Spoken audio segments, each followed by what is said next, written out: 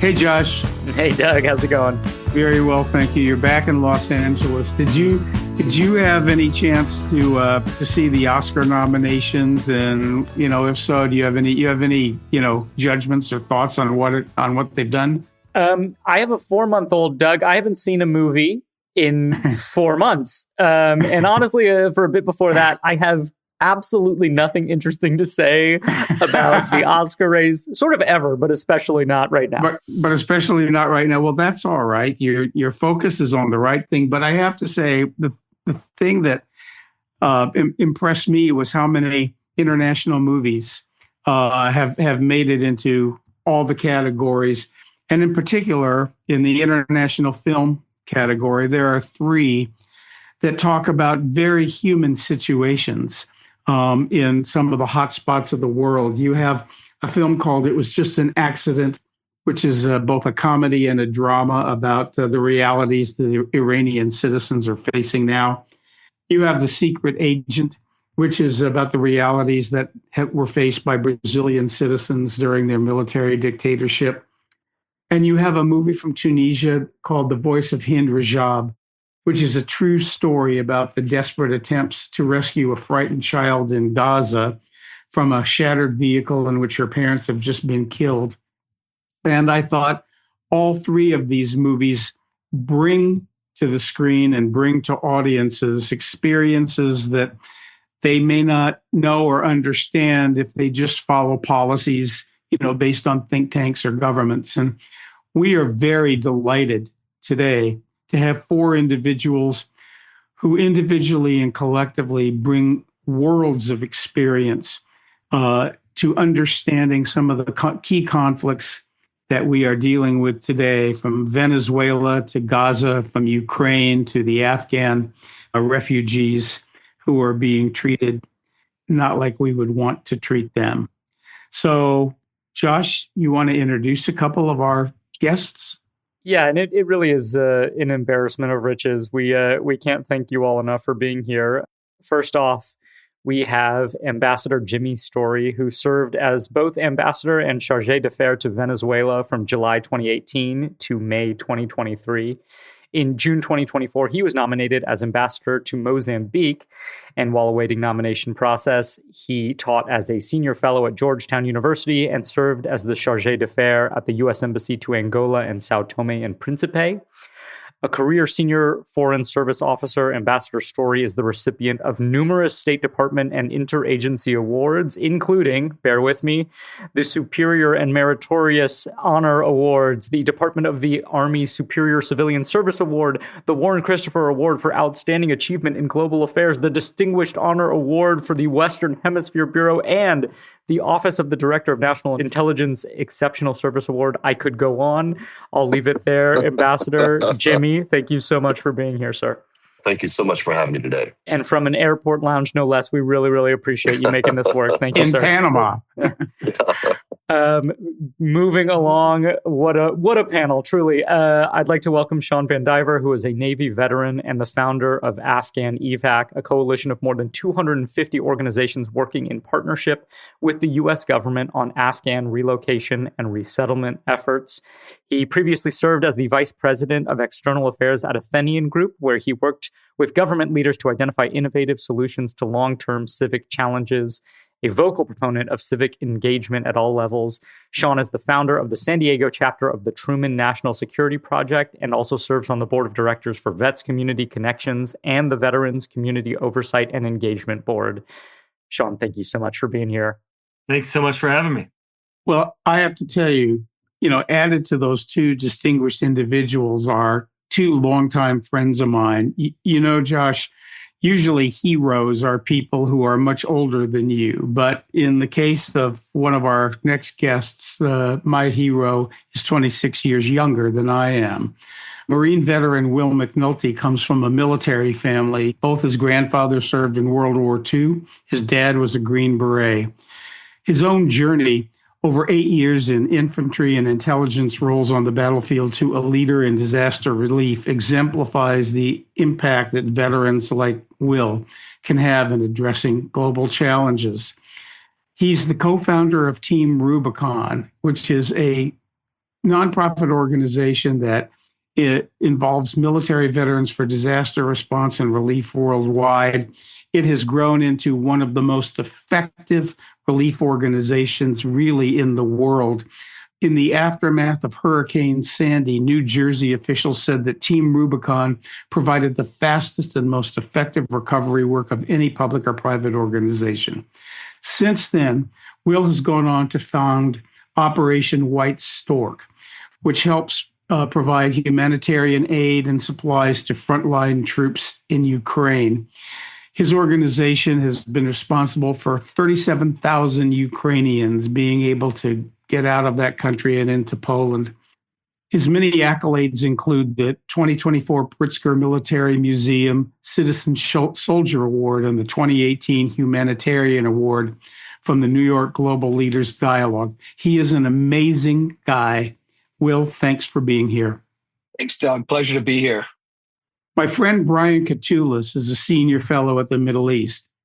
He hosts the podcast series Taking the Edge Off the Middle East, and he authors the column Making Sense, a regular take on U.S. foreign policy. He has significant experience at the National Security Council and the State and Defense Departments, and he built the Middle East program at the Center for American Progress.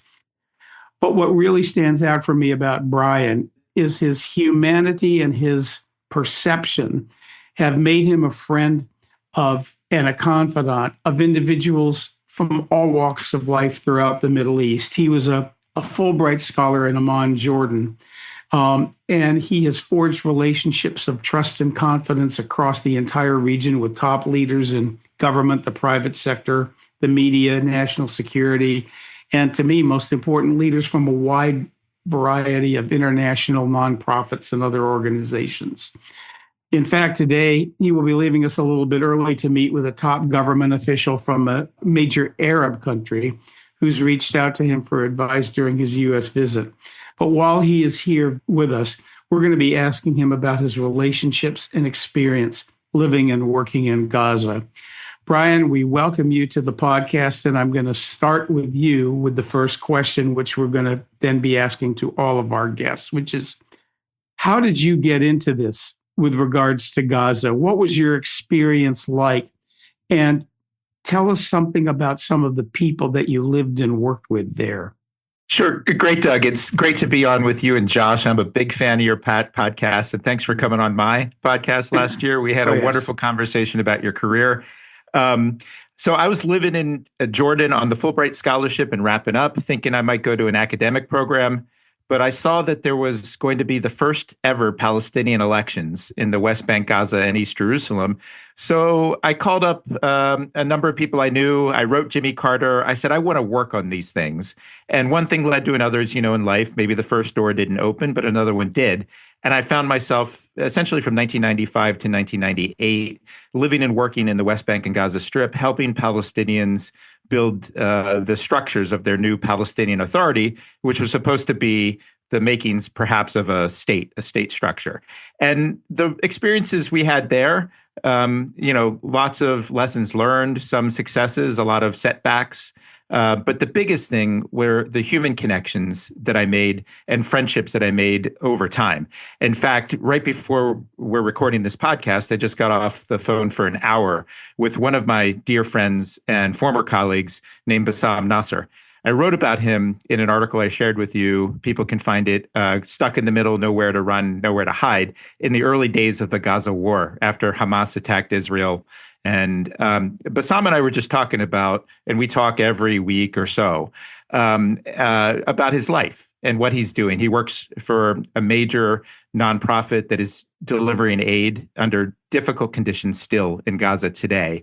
And the biggest takeaway from my time back in the 1990s are those human connections. The thing that I see in U.S. foreign policy that I think is lacking and in short supply, especially these days, is this sense of empathy, a real genuine empathy and connection with people, because we often, I think, at think tanks and places like this, forget the basic. And the basic is this, is that whatever you're looking at, whether it's the people in Tehran, or we'll talk a little bit about Palestinians, these are not props. These are actual people who are living their lives, have the same sort of struggles that we have, but oftentimes many more struggles because of things like the horrific war Israel and Hamas had. But the biggest thing is, I think, so many good people and their capacity to endure in the face of horrific conditions and to move on. And that's what Bassam, my friend, was just telling me this morning. He went back to his home where he put all of his life savings in, and it was destroyed because of this horrific war. But he said that even though our home is destroyed, our souls actually have not been destroyed. Our souls are even stronger. And he's got a family of 5. His wife's a pharmacist. His kids, his oldest son, continued his medical degree and is looking to get placed somewhere to finish up his studies in that way. And it's this, in Arabic, they call it samud, this steadfastness. And I think having that sense of empathy and not looking at people like Palestinians as if they're all Hamas or the corrupt leaders of Fatah and the leaders of the Palestinian Authority, but they're people, and our policies affect these people. And I think that's one of the things I take away from my experience working out there and maintaining these relationships.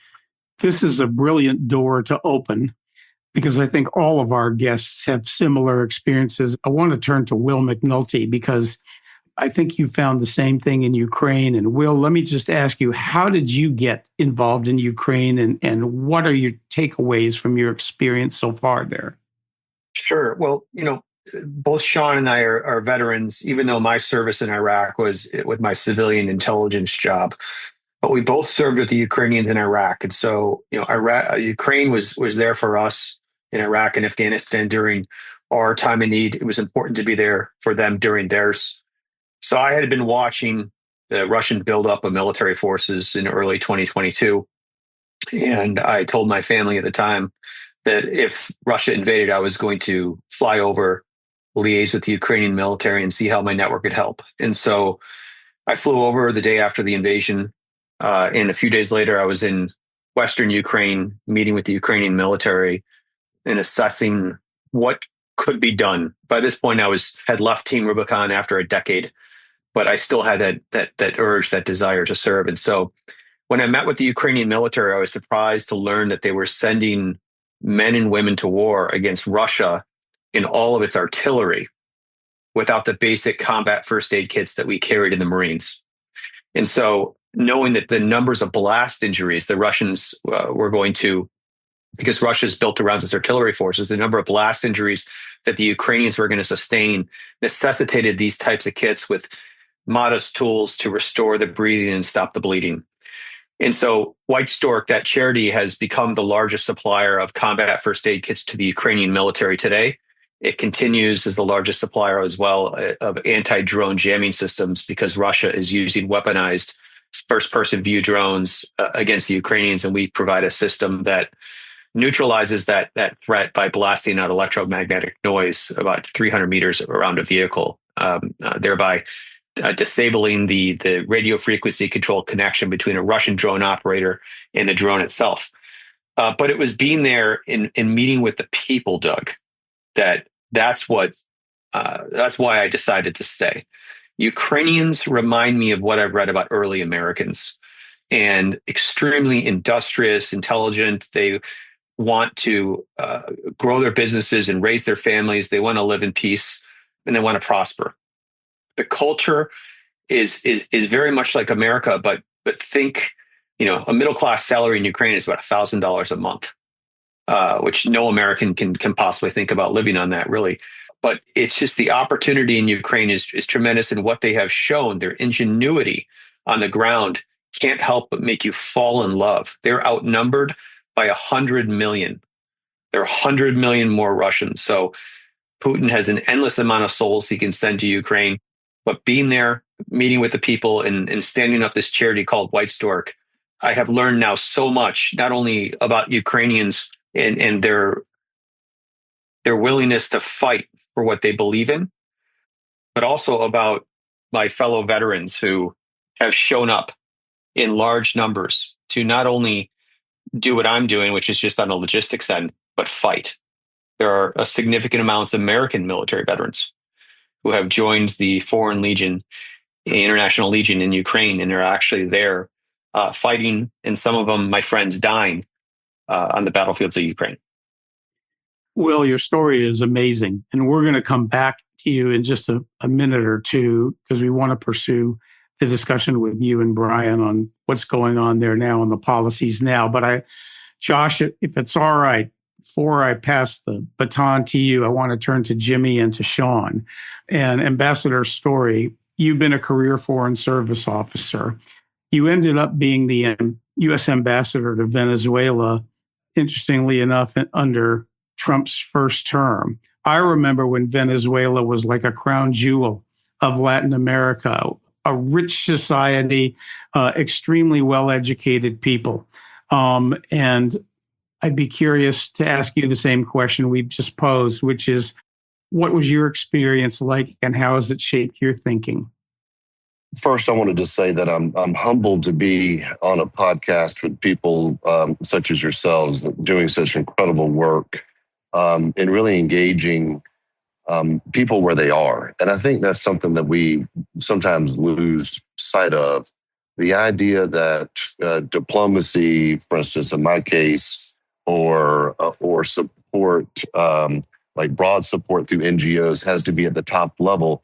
At the end of the day, you're talking about people and you're working with people. And I say this all the time as a diplomat, and when I was mentoring younger diplomats, that diplomacy is a contact sport. You've got to touch people where they are and see them where they are and meet them where they are. And you have to do you do wholesale diplomacy. That's engagement with the government. In the case of Venezuela, the engagement with the dictatorship, which I have certainly some interesting moments of talking to Nicolas Maduro or negotiating for the release of American hostages with Delcy and Jorge Rodriguez. Delcy, who's now in charge of Venezuela. But really, when I was there, the retail part of diplomacy, where I was talking to fishermen and asking them about their experiences and how were they making ends meet.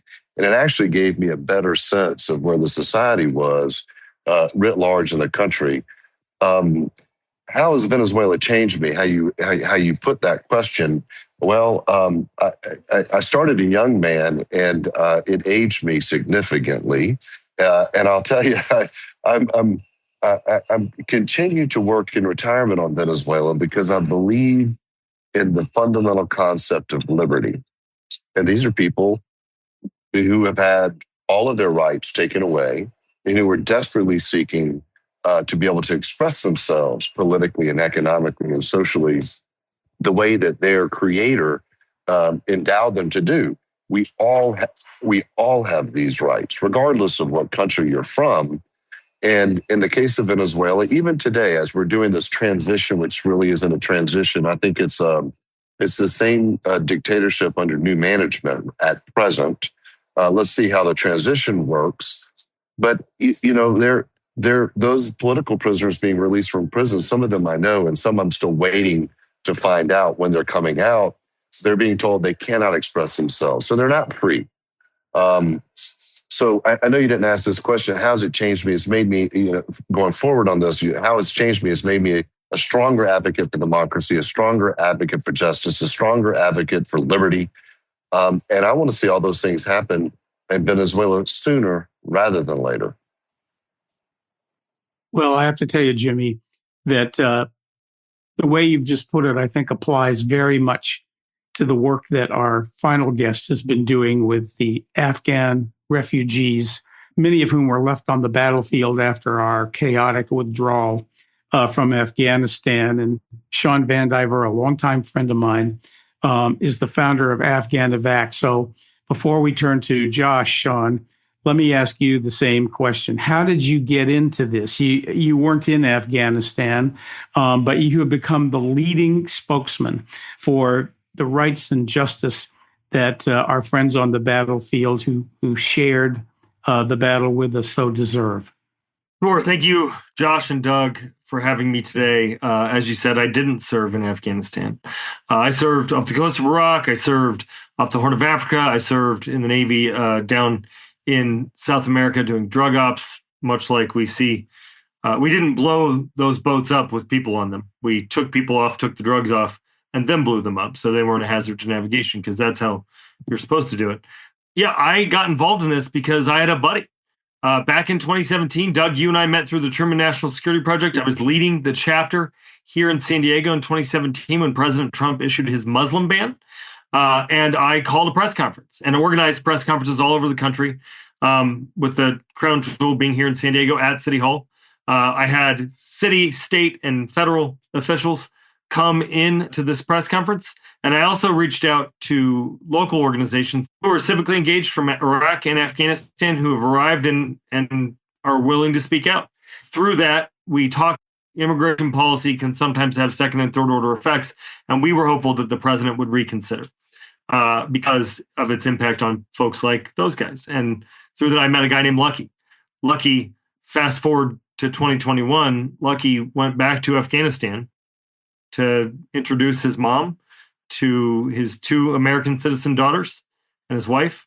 And they got stuck there. And so on August 14th, 2021, I got a text message from him that said, "Brother, I'm stuck on this mountain in Rangoon. I think I'm going to die.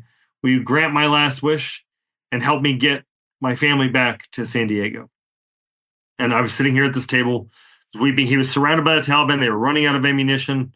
They were worried. He is 8 hours outside of Kabul, where his family was. And I started activating my networks. I got dropped into like 40 different chats. And I realized that there was all this effort being expended, all these people that were trying to help. But not all help is helpful. So even if you're well-intended, you could cause problems, right? And if you're half a world away trying to direct people, and it wasn't just people who served in Afghanistan, right? It was people like me who had never been there before but had a friend. It was people who, it was like West Point cadets who had never been anywhere but were like motivated to do this. People from every part of the American experience, left, right, and center, from the Truman Project to the Heritage Foundation, and everything in between. Glenn Beck, all these people trying to help. And so we sort of got all those folks together, got them rowing in the same direction, got them talking to one another. I had just stood up an operations center. I got a phone call. It was Lucky. And he was like, "Brother, I made it to Kabul." I'm like, "Holy shit, man. I thought you were dead." And he had talked his way through 10 Taliban checkpoints. And we got him onto a flight and onto success. But we stayed in it because we had built this thing that was working really well. And I haven't been able to walk away since. We got 200,000 Afghans out of Afghanistan. And now ICE is trying to hunt our friends down in the streets. And on day one, President Trump stopped all of this work from happening. So we're in a rough point right now, but we're in it because this is a problem set that embodies the very idea of America, right? Who are we as a people? Do our promises matter? Are we going to follow through? And when you stand with us, will we stand with you? Couldn't summarize this part of the discussion better than you just did, Sean. Josh? I'm speechless, which isn't great for a podcast, but what you all bring to this world, to humanity, to really, really hard problems is inspiring, and while making me feel bad about myself, also makes me feel hopeful about this world. The only problem with having so many incredible, distinguished guests is that we run out of time far too quickly. And Brian, I know you are particularly short on time, so I just want to follow up on what you were saying, and particularly picking up on a thread from your wonderful piece, Stuck in the Middle, Nowhere to Run, Nowhere to Hide. Wonderful is maybe not the correct word, but eye-opening. Your writing about the situation in Gaza certainly was very affecting for me, and I know many others. But one paragraph in particular really caught my attention, and you wrote towards the end of your piece, "If you've made it this far in the article, some of you may be angry or upset, thinking that I should instead be writing about those many Israeli families who were brutalized and traumatized by the horrific attack on some of the most vulnerable people in society. Others might think I didn't go far enough in detailing all of the things that Palestinians are facing now and have faced for years. To those criticisms, I'd say, you're probably right. No account is ever fully complete, and we all have our own individual perspectives shaped by our experiences and who we know." That just kind of took my breath away, particularly in a atmosphere of discourse which really doesn't allow for either acknowledgement of the other, or the other side, or other opinions, or really able to empathize with anyone. And in sort of all of these conflicts that we're discussing here today, one thing I've been really troubled by is how difficult it seems to be for people to empathize with the other side and to validate and acknowledge that they're suffering, even among those with whom we disagree. Your writing does so much to remind us how problematic this myopia is. And I just wonder, how do we combat this dangerous tendency towards myopia and remind ourselves of our shared humanity? And beyond writing like yours, how do we avoid that pitfall? I think the first thing is to try as hard as possible to keep your mind, your eyes, and your ears open as widely as possible to hear the other side. So I'm obviously pro-Palestinian because I have so many friends who are pro-Palestinian. But when I lived over there, and I go back regularly, I found myself becoming pro-Israeli as well. And I know that sounds like a dichotomous choice that goes against the grain of where we're at. But I think, and it's the hardest thing for me to do, I'm struggling with this right now. I have some friends who are on the opposite side of the ideological partisan spectrum, whatever that is today here in America, and dear friends I've known for years and worked with, but I see some of the positions they've staked out, say on this immigration issue and on Minneapolis. And my human instinct is I can't have this conversation, right? But the thing that I press myself to do is say, no, I actually have to have this conversation and do it in a way that actually listens, tries to hear the other side. And I know that's not, it's not an intellectual thing. It's actually quite emotional. It's tied to a lot of people's own identities. But it's what worries me the most. And I wrote another piece on the 20th anniversary, more or less, of the 9/11 attacks called Free Fall. I can send it to you guys and things like this. But it really struck me. It was motivated by the images, the horrific images of Afghans who were so desperate to leave when we had hastily left that they clung to planes and then they fell. And what it reminded me of was 20 years before, the World Trade Center attacked by terrorists, people in desperation in a different direction. And just trying, it's so hard. We're so busy, we're flooded with information, but just trying to remember the human stories that are at the heart of it. And I'll close at this, I'll talk a lot about my friend Bassam, who I just got off the phone with, that article was about. He was a Humphreys Fellow here in the United States, if you know what that is, a Hubert Humphreys Fellow. Doug, I think, knows this. It was part of the cultural and educational exchanges. That brought him where? To Minneapolis about 15, 20 years ago. And of course, with everything that's going on, I don't know if you heard Bruce Springsteen's new song. We all have seen the images and the deaths. And to hear Bassam this morning tell me his views, and very humanizing views, about what's going on and what he learned in his experiences living in Minnesota for a year on that fellowship, and how horrified he is to see what's happening. And this is a guy who lost a lot of his family and community members in a horrific war in Gaza, but he was still expressing this, hey, I know it's complicated over there, but aren't you people, you Americans, seeing each other, right? So I think that's how I'd answer it, Josh, is yes, I'm a researcher. A lot of what I do and write is intellectual, but a lot of it has to come from the heart and keeping not just your mind, your eyes, your ears, but your heart open as widely as possible to different experiences. I want to start with you, Will. There are a lot of Americans, including our current government, skeptical about the decisions being made in places like Ukraine and whether or not it's worth sustaining American support over the long term. From your experience in Ukraine, and I know you've been frustrated, just like Sean has been frustrated on the Afghan policies, and I'm sure, Jimmy, you have as you're watching some of this Venezuela policy unfold. But starting with you, Will, what would you say we should be doing to convince skeptical Americans that the decisions about continued support for Ukraine are worth sustaining over the long term, and why it's in our interest to remain involved? Sure. Well, I'll start by saying my frustration is over successive administrations. And I think that's an important thing to say up front, because unfortunately today, if you criticize Trump, it's, oh, you must be a supporter of Biden and Harris, or just, you don't. No. Both administrations have actually not done a very good job. And this administration has done an atrocious job about its support for Ukraine. So first and foremost, I just want to like level set right there. The frustrations that I have regarding how those two administrations have supported Ukraine stem from, under Biden, it was not enough. It was only giving Ukraine enough weapons not to lose. It wasn't giving them enough to win.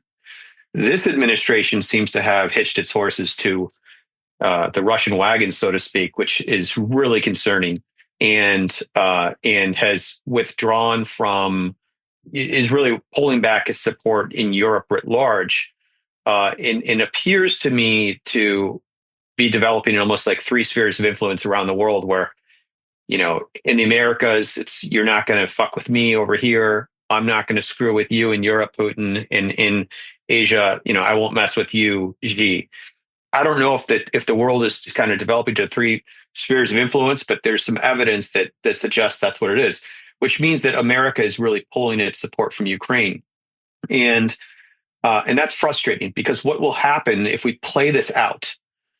If we play out, if Ukraine falls, this war will metastasize to other borders. Russia, Putin specifically, whenever he talks, he's channeling the energy. He talks about this in his speeches of Peter the Great and defeating the kingdom of Sweden, and talking about, that Tsar had to do and take back what was theirs at the time. And then he immediately moves to talking about Ukraine and saying, and now it's up to us to take back what is ours. He sees Kyiv as the mother of all Russian cities. He doesn't recognize Ukraine's sovereignty. If Ukraine falls, the likelihood of one day American sons and daughters of fighting and dying on the battlefields of Europe again significantly increases, because the Baltics are next. He is rebuilding the Russian Empire, and they have been very open about it. And that includes, by the way, parts of Poland as well. So we're talking about NATO countries here. NATO seems to be on the fritz. Because of the American position on Ukraine and other things. It seems to be, might be all but dead. We don't know.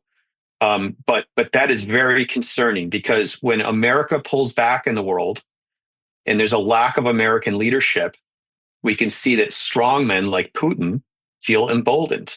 He is already sending drones into other European, including NATO countries, to test the resolve of NATO.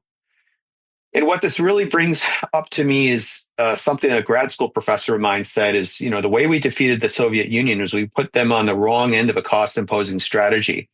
And today we are on the wrong end of a cost-imposing strategy. And what does that look like? Well, that looks like when Russia is sending drones that cost $70,000 a piece into Poland, and we're chasing those drones down with fighter jets that cost millions of dollars and shooting $1 million missile to take down a $70,000 drone, we're on the wrong end of a cost-imposing strategy. So things are not going in the right direction right now, but this is what I know about the Ukrainians.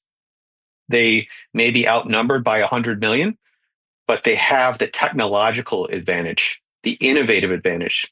And that's really driven by Ukraine allowing the brigades to do their own procurement. And so innovation is happening down at the brigade level. Whereas, here in the United States, procurement is really centralized to the DoD. So Ukraine is not going to fall, but it is going to get worse before it gets better. And that has serious implications on the lives, frankly, of our children here in America, who may one day, if we allow this war to metastasize beyond the borders of Ukraine, may one day have to fight and die in Europe again.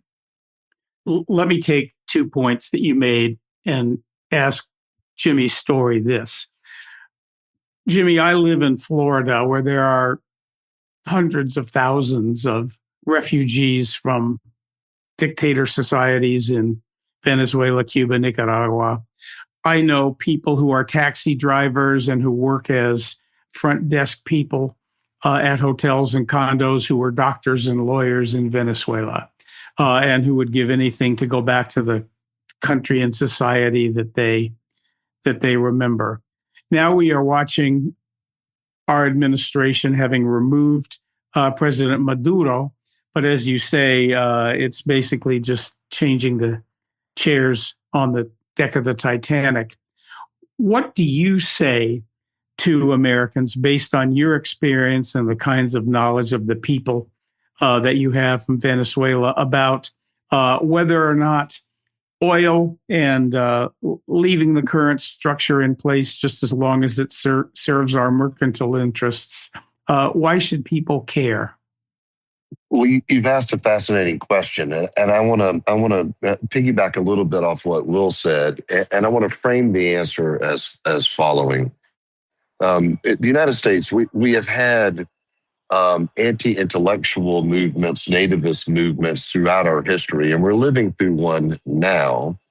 And we are moving towards a late 19th century sphere of influence model, which will undoubtedly create a dangerous world. Were I Korea or Japan, I would be seeking an atomic weapon. If I were in Europe, I would start cutting ties to the United States and work on my own defense. You see what Canada's now doing, expanding trade ties. I thought Carney's speech was extraordinary. But when it comes to the hemisphere, if you read the national security strategy, there's a focus on Western Hemisphere, with which I agree, by the way. I think what happens closest to home is most important. My hope would be that would not be an abdication of responsibility in other places. But so why does it matter what happens in Latin America and the United States? Because it has a direct impact economically and socially and politically in the United States. I thought I came up with this, and I didn't. It was actually Reagan that said that anybody can become an American. When I was consul general in Rio de Janeiro, I had 5 diplomats working on my team. One was from Poland, one was from Bulgaria, Romania, India, and Guatemala. All immigrated to the United States after age 20. All became naturalized citizens. All became American diplomats with top secret clearances. You can't become Han Chinese, but you can become an American. And when I see how we treat people, when we're looking at the fact that we are ourselves a nation of immigrants and we are better for it, China's having a demographic implosion. We only grow because we have plus migration. It benefits our entire society. We should be looking at ways to bring people in legally. I don't have a problem with a strong border, but at the same time, treat people with dignity and respect. These Venezuelans, 25% of the population of Venezuela has been forced to flee because of the failure of socialism, which is a great idea as long as you can spend other people's money, right? When you run out of money, it's no longer a good idea. But because of that, and because of the dictatorial nature of this particular repressive regime, we should be encouraging people to go back, but you can't do that when you have the same regime in power because they don't have their rights restored. But we would net benefit by having those Venezuelan doctors and dentists and nurses and professionals and engineers become a part of the fabric of the American society that we assimilate over time. We've always been able to do that. So, yeah, when people say it doesn't matter what happens somewhere else, walk into your house, look at the bottom of everything you own and tell me if it's made within 15 miles of where you grew up. Because the answer is it's not. We have a globalized society, and that's not changing. It's not going backwards. So how we are as a world citizen, how we engage other societies and other countries is extraordinarily important to the long-term prosperity of the United States. Well, you made a couple of points that I want to then take to Sean, and then I pass the baton back to you, Josh. But Sean, I remember when Kabul fell and so many people could not get on the plane to come here. And so many people were trapped in Afghanistan because we had an administration that hadn't thought things through and that wouldn't listen to people like you. But we had people all over the country, particularly in places like West Virginia and Kentucky and Tennessee and Arizona and Texas, all the red states that people think don't care, who were ready and did welcome Afghan refugees who had served with us on the battlefield into their communities. Based on your experience, despite what's going on with this administration now, with the Afghan refugees and really so many others, do we still have that support among American citizens with regards to the resettlement of Afghans who fought with us on the battlefield? An unequivocal yes. We absolutely do. I could end my response there. But I'm on a podcast. Why would I do that? And I love a microphone. Look, what we've seen all over the country in Republicans and Democrats and independents. I mean, when you have Glenn Beck and Ilhan Omar agreeing on an issue, fighting for the same thing, what does that tell you, right? When Matt Gaetz and Ilhan Omar agree on something, what are we like? How is there even a question that we should do it? I've done a lot of communicating. A lot of what Afghan Evac does now is communicate to Afghans, to advocates and veterans and to government about what reality looks like, right? We've done a really good job of taking the reality on the ground and translating it into something that senators and representatives, assembly members at the state and local level, city council members can understand, and taking the experiences that people from all across the country are having. So when Simon Hankinson from the Heritage Foundation gets up and tells the Senate panel that Afghans are this or Afghans are that, we try to make sure that people understand that this is a very minority opinion that is totally baseless. Heritage did a report last week that we came out with a rebuttal against, because it's just like laughable how the opposition to this isn't even willing to do the homework here at home. And everywhere around the world, people can see the through line of you stood with us, so we should stand with you. Now we're talking about war in Venezuela or Iran or wherever else. I don't know how anybody in those places could look to the United States and say, we'd love to help, when they look at what happened to Afghans or what's happened to Ukrainians, right? So Doug, to bring it back to your question, do we have a welcoming society? We absolutely do. I spend a ton of time with evangelical Christians who all they want to do is welcome Afghans, Ukrainians, and religious minorities into their homes to help them restart their lives, to help them take their shot at the American dream that has been promised to them, right? And what's happening now that I think people are maybe missing is that it's not like we're just changing policy and going a different direction. They're disrupting promises that are in progress.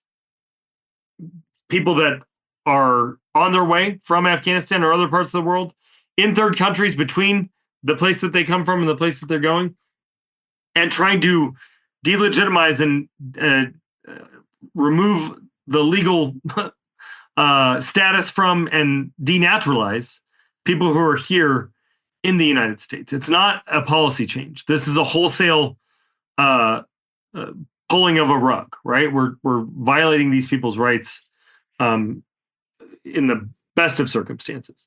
So I think that's where the president is miscalculating right now, and I think there's a lot of chickens that are going to come home to roost in the midterms.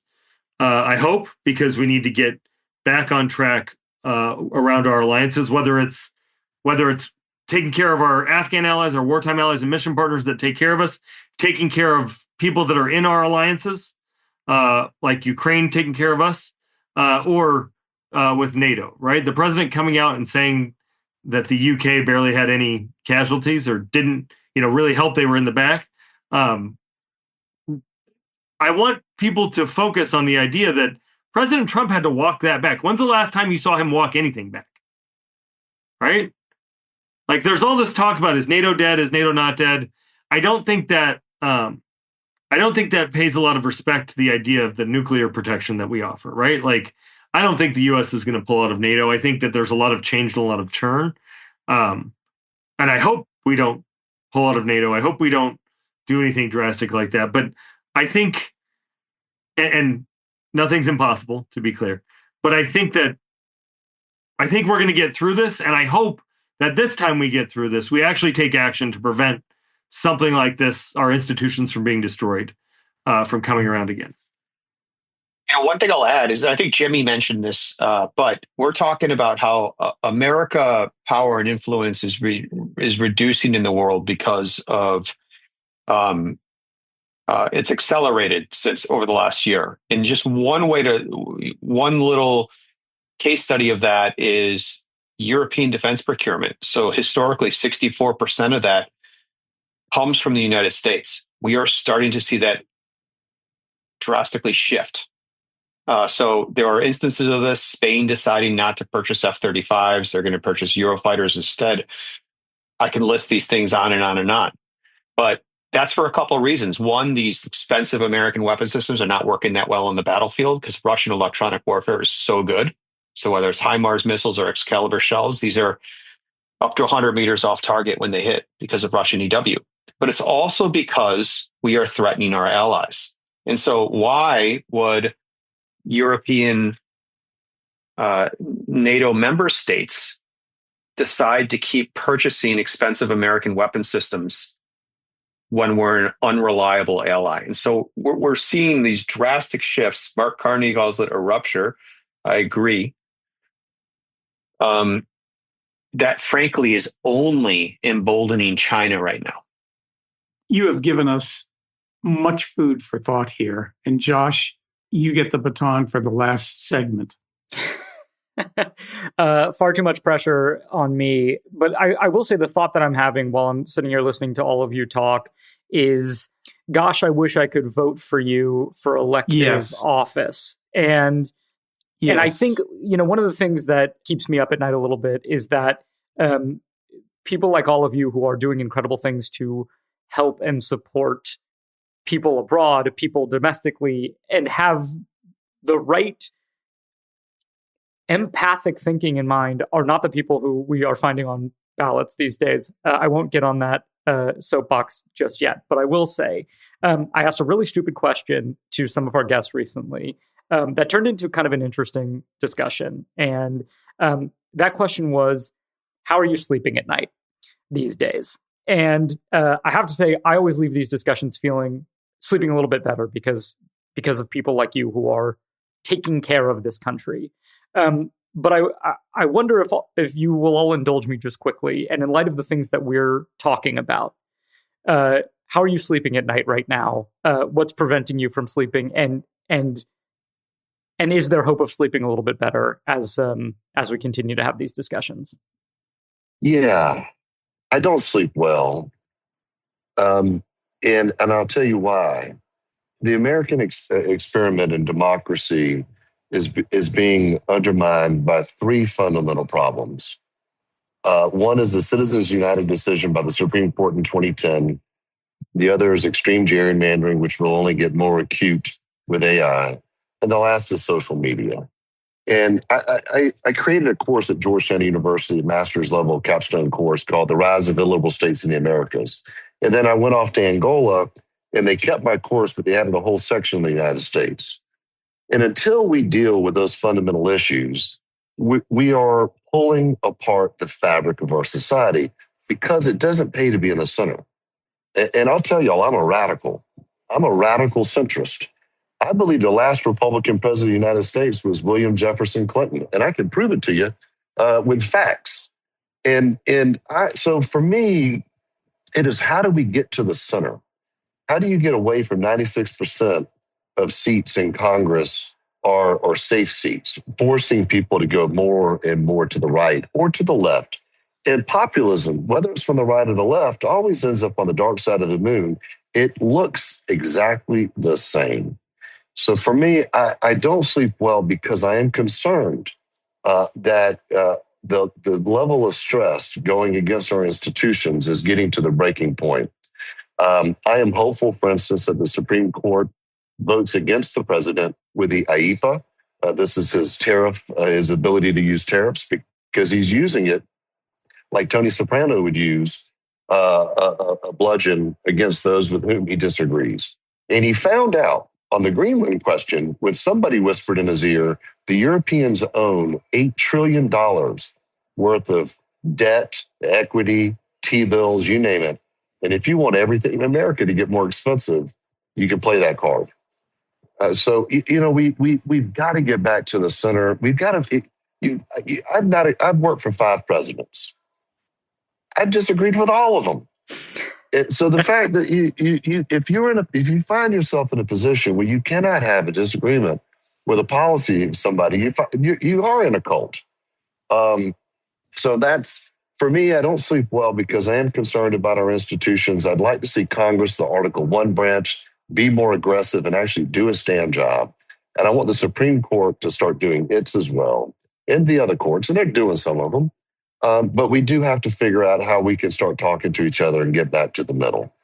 Thank you. Well, you got virtual applause from Sean on that answer. So I feel like that's going to be a hard act to follow. It, Sean, do you want to pick up from there? Sure. Thank you so much. You sleep at night, Sean? You know what? I do. I sleep well at night. I sleep well at night because I'm really proud of the actions that I'm taking and the people that I'm working with are taking. Virtual applause. Yeah. With regard to Afghanistan, with regard to everything that's happening right now. And I think Jimmy's right. We need to get back to a place where we can talk to each other. But I disagree. I think Republicans have got some work to do because the Republican Party right now is unsustainable.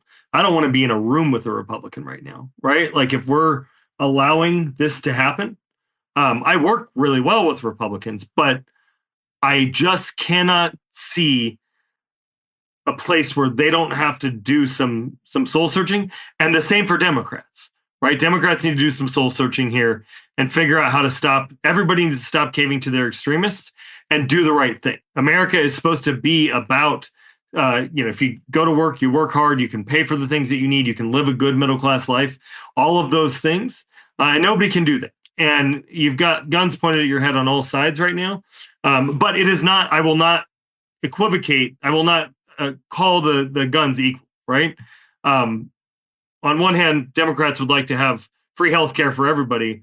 On the other hand, it seems like Republicans would like to take away women's health care rights, kick all the immigrants out of the country, execute people in our streets with no consequences. And I say that because that's what's happening. So I have a hard time sleeping sometimes because I'm worried that my friends and neighbors are not doing enough, are not mad enough about what's happening. And it is not a radical extreme left or extreme right position to be pissed off that Alex Purdy or Renee Good or any number of these detainees who have been killed in custody are being killed. It's not an extremist position to say, it's not an open borders position to say that it should be easy for people who served alongside us to get here, not take 10 years. I think it is a very radically centrist position to say that people should be able to go to work, get home, spend time with their kids, go on vacation, believe that their country is going to do the right thing, the morally right thing, the right thing for our pocketbooks, and stop having morons represent us in Congress. Okay, Will, you're on planes so much that I wonder, do you get to sleep? You're in Ukraine and here. Yeah. Do you sleep at night? Yeah, it's my circadian rhythm that's that's most often effed up. But so I don't sleep well. And the country's so arrested with tension. I actually sleep better in Ukraine because at least everyone can agree that it's like a Claymore mine. The enemy is that way and point that way, right? And everyone can at least agree upon that. And that is a breath of fresh air compared to what we're experiencing here. And I find that Democratic leaders are just ineffectual. I don't know who leads the Democratic Party. I've seen Mark Kelly say that he still thinks that Kamala Harris is a leader of the Democratic Party. That's insane. And so I don't know. I don't see any organized resistance that gives me confidence yet here at home. So that concerns me. That keeps me awake at night because there are no guardrails on Stephen Miller. There are no guardrails on President Trump's purely mercantilist transactional approach to everything. And that really concerns me. During the first administration, We had General Dunford. You had General Kelly, the chief of staff. General Dunford, the chief of staff in the White House, the Joint Chiefs of Staff, General Dunford. You had General Mattis as the Secretary of Defense. You had adults in the room that I've actually personally worked with and have confidence, and were able there, like General Milley, to say, no, you can't do that. We don't have any guardrails today. That keeps me up at night. Okay, so I'm done sleeping for a while. Doug? I am too. And we have reached the end of our hour, unfortunately. And I know Jimmy has to go catch a plane very quickly from Panama to come back here. But in thanking all of you, I want to just say one thing here. Jimmy, I used to be in the Foreign Service. I served in London during the Iran hostage crisis. 4 of my friends who worked for USIA were among the hostages. And the woman who served as my secretary had escaped the U.S. Embassy in Tehran 9 months earlier when it was first overrun, and landed at the U.S. Embassy in London and was my secretary. And we spent the 444 days just terrified of what was going on and happening to our friends. The day they were released, she got 2 telephone calls from the plane carrying the released hostages to Germany for medical treatment. They were from the 2 CIA members who had been held hostage at the embassy, and both of them were calling her to say that they wanted to make sure she was okay because they were okay, and that they bore no grudge against her or the Iranian people for what they had been through.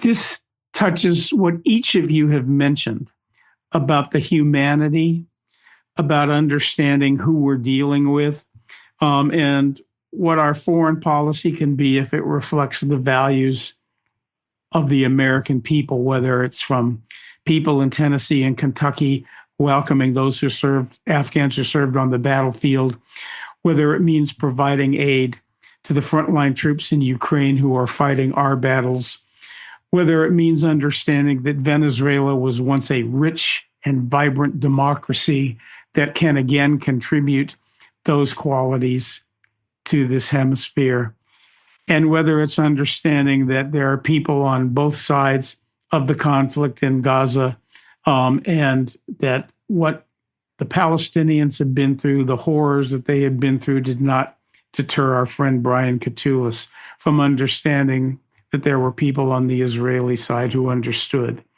That to me is what American foreign policy once was. If it is to be restored, and I believe it is, it will not be, in my view, from the halls of this Congress or from the offices of this White House. It will be from where each of you and people like you are living and working to make sure that the America that we knew still exists. And we thank you so much for being with us. Josh, any comments? Just so grateful to hear you all speak, and thank you so much for your time. God bless you. And this is Boomerlennials.